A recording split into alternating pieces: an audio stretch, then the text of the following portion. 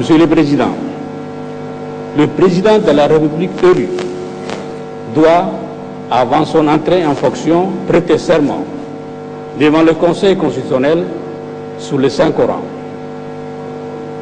qu'il aura durant tout son mandat l'obligation absolue de respecter la Constitution dans toute son ampleur et en toutes circonstances. En exécution de ces dispositions constitutionnelles, le Conseil constitutionnel va recevoir votre serment devant la plus haute personnalité religieuse de notre pays. Monsieur le Président, à l'issue de cette cérémonie, vous ne serez plus le candidat de l'UMP, mais le président de toutes les Djiboutiennes et des Djiboutiens.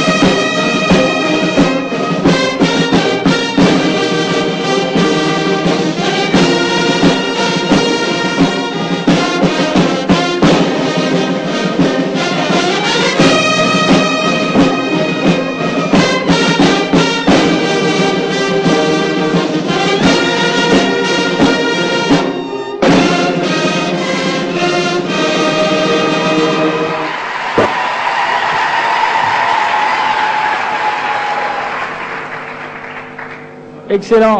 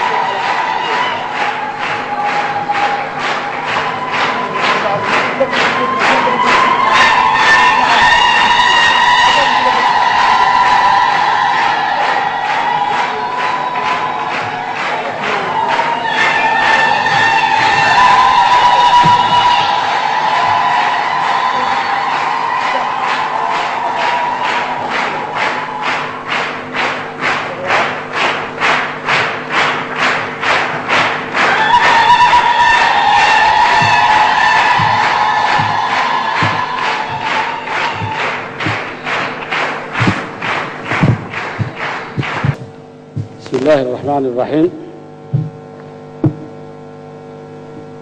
أقسم بالله العلي العظيم أن أكون متمسكا بكتاب الله وسنة رسوله، وأن أحافظ مخلصا على النظام الجمهوري ونحترم الدستور والقانون ونرعى مصالح الشعب وحرياته رعاية كاملة، وأن أحافظ على وحدة الوطن واستقلاله وسلامة أراضيه. والله على ما أقول شهيد.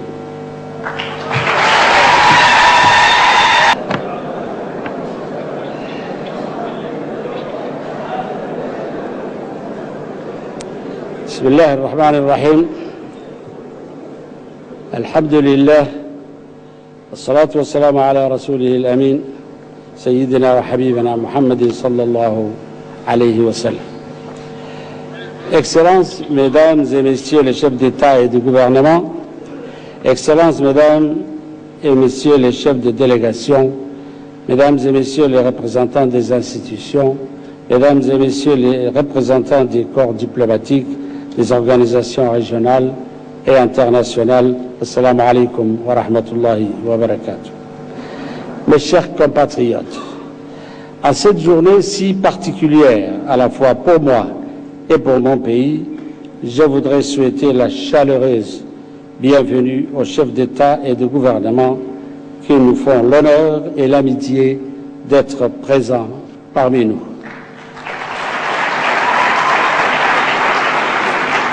Je voudrais saluer également les chefs de délégation des pays frères et amis, les personnalités amies de Djibouti venues si nombreux. En mon nom propre et celui du peuple djiboutien, je leur adresse à chacun ma profonde gratitude pour cette marque d'estime et de considération qui traduit les liens fraternels indéfectibles entre nos peuples. Distingués invités, Mesdames et Messieurs, mes chers compatriotes, dans la continuité de nos institutions, je viens de prêter serment devant vous à Allah, le Tout-Puissant, pour prendre en charge la destinée de la nation djiboutienne. Cet exercice, je l'accomplis non pas avec l'aisance et l'expérience de l'expérience, mais avec l'humilité qui sied à cette haute charge que m'a confié ce peuple digne qui m'honore une nouvelle fois de sa confiance. C'est donc conscient des responsabilités que j'endosse et dépositaire de l'espoir de cette nation que je chéris tant, que je m'engage à la conduire au mieux et avec honneur durant les 5 prochaines années. Ce mandat, je l'aborde donc avec l'esprit du service et cette idée du devoir que j'ai à cœur envers chacun des Djiboutiens. Mesdames et Messieurs, en s'exprimant aussi massivement le 8 avril dernier, le peuple de Djibouti a montré son aspiration à continuer à aller de l'avant dans l'esprit de ses valeurs et de ses traditions d'unité, de solidarité, de paix qui sont les piliers de notre République. Cette République dont nous sommes aujourd'hui les héritiers a été avant tout le fruit de la volonté populaire portée par des hommes et des femmes de courage qui ont cru en notre devenir commun et qui ont accompli ce dessein au péril même de leur vie. Les sacrifices des générations passées et les durs labeurs des générations présentes continueront d'entretenir le flambeau de notre patriotisme pour que la République perdure et reste cette demeure commune qui abrite nos espérances. Mesdames et Messieurs, notre conviction absolue, c'est qu'aucun peuple ne s'élève que par son caractère et non grâce à la hauteur de ses monuments. Il y arrive si chacun, à son niveau, devient acteur de sa citoyenneté, créateur d'idées, créateur de solidarité et porteur du message universel de paix et d'espoir. C'est ainsi que se bâtit une citoyenneté moderne, forte et exemplaire. Et c'est ce chemin que nous allons emprunter ensemble, en hommes libres, sûrs de notre capacité à réformer autant que de besoin. C'est donc la raison pour laquelle notre citoyenneté doit être le levain d'une administration moralisée, rigoureuse et éthique. Parce que l'administration est l'émanation de la République. Notre citoyenneté doit inspirer à notre système éducatif ingéniosité et audace, afin qu'il continue de former les leaders de demain, parce que l'éducation est l'âme de la République. Notre citoyenneté doit rendre notre action sociale suffisamment proactive, suffisamment attentive aux besoins des plus fragiles pour jeter le pont de solidarité entre les hommes et entre les territoires, parce que c'est là la vocation d'une République, c'est là son premier devoir. Enfin, la promesse de cette citoyenneté doit également s'accomplir en faisant prospérer notre économie afin qu'elle donne à nos jeunes et à nos familles les emplois et les opportunités nécessaires à leur épanouissement.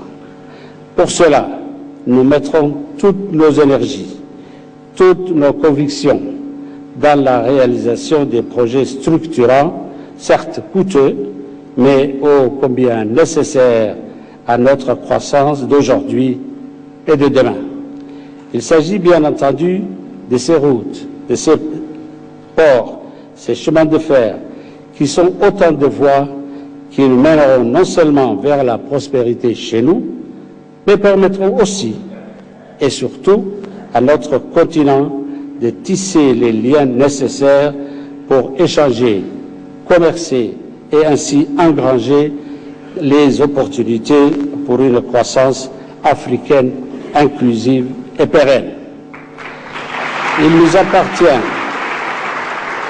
appartient à nous, Djiboutiens, à nous, Africains, de rapprocher nos peuples, d'unir nos forces, d'intégrer nos économies, de les lier de telle sorte que les conflits et les rivalités deviennent obsolètes.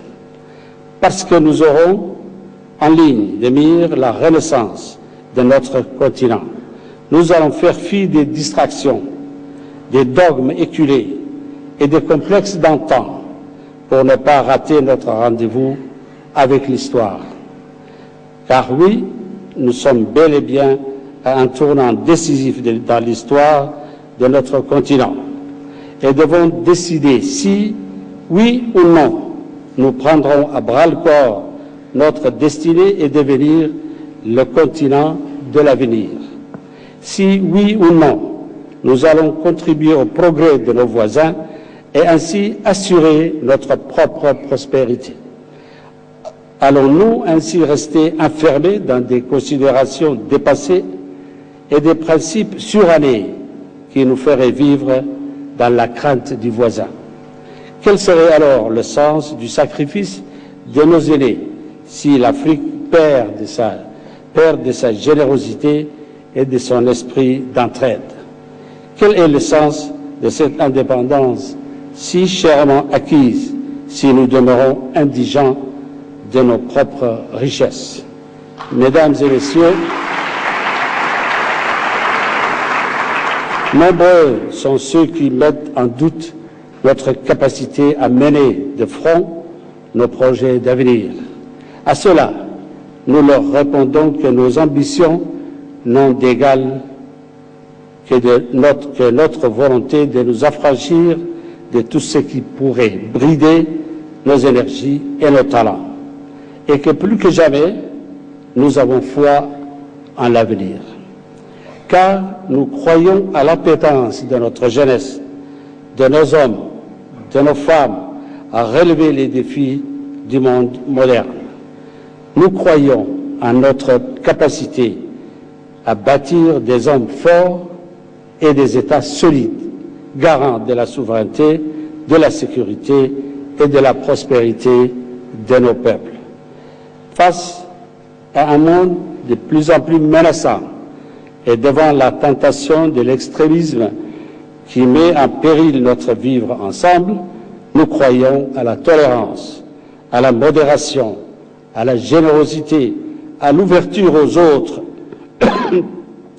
à toutes ces valeurs communes aux deux mondes auxquels Djibouti appartient.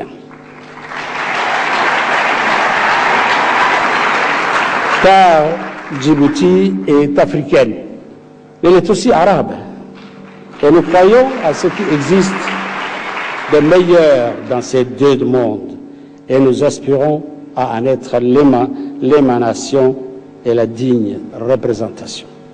À l'heure où tout le monde musulman et les nations arabes sont confrontés à des divisions sans précédent, nous souhaitons communier et exprimer plus que jamais notre attachement à l'unité de la Oumma et à la fraternité et à la solidarité entre ses membres. Nous déplorons d'assister à la chute de ces villes, de ces civilisations millénaires, berceaux de l'islam, de les voir emprunter le chemin funeste de l'autodestruction et du déshonneur. En cédant au sentiment d'impuissance et au cynisme, notre nation semble s'accommoder de ces conflits et de ces injustices. Pire, elle renonce.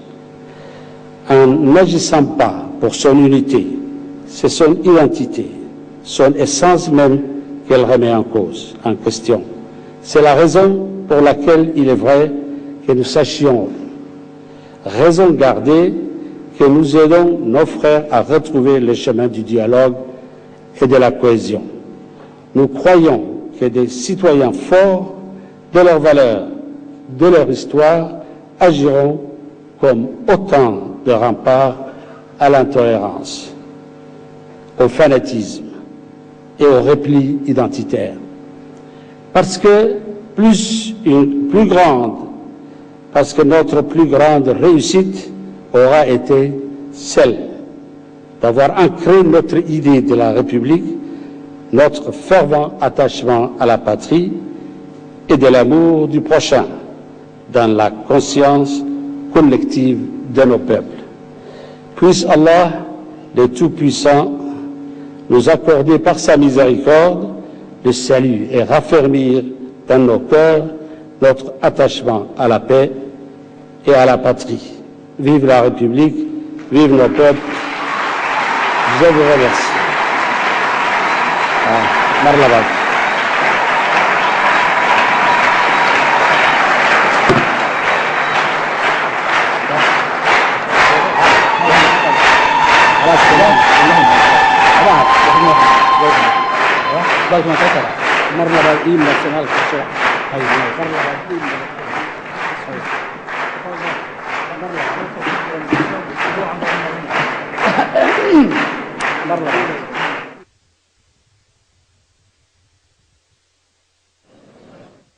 Excellences, Mesdames et Messieurs, nous allons finir cette cérémonie par l'hymne national.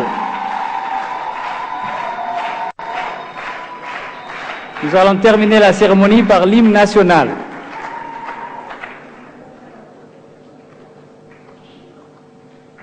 Je demande à la régie